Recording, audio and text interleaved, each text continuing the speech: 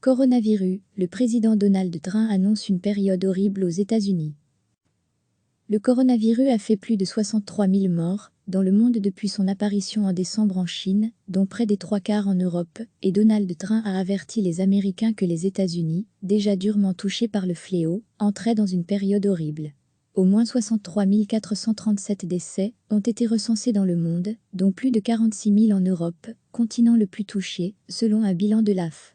Aux États-Unis, où la pandémie progresse rapidement, le nombre des cas confirmés de contamination dépasse les 300 000 et le président Trump a prévenu que les États-Unis entraient à présent dans une période qui va être vraiment horrible, avec de très mauvais chiffres.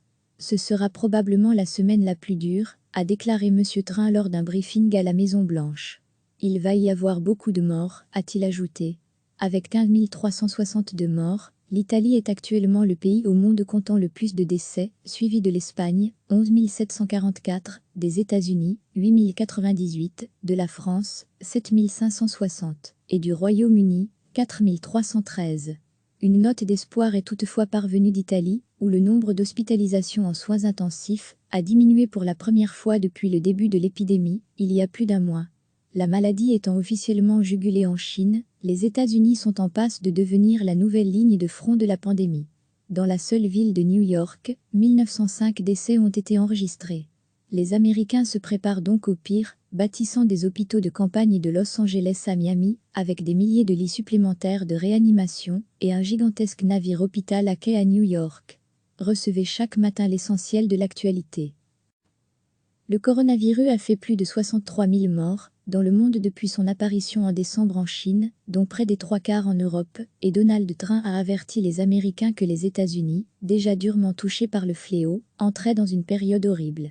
Au moins 63 437 décès ont été recensés dans le monde, dont plus de 46 000 en Europe, continent le plus touché, selon un bilan de l'AF. Aux États-Unis, où la pandémie progresse rapidement, le nombre des cas confirmés de contamination dépasse les 300 000 et le président Trump a prévenu que les États-Unis entraient à présent dans une période qui va être vraiment horrible, avec de très mauvais chiffres.